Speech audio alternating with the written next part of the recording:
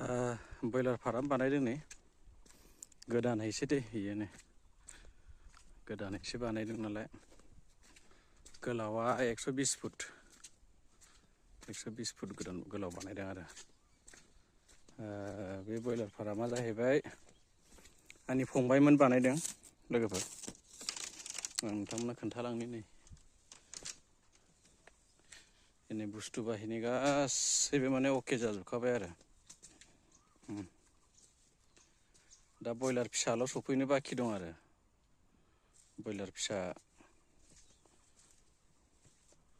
ब्रयलार फिसा लाबोबानो जाहैबाय आरो दायो गासैबो अके जाजोबखाबाय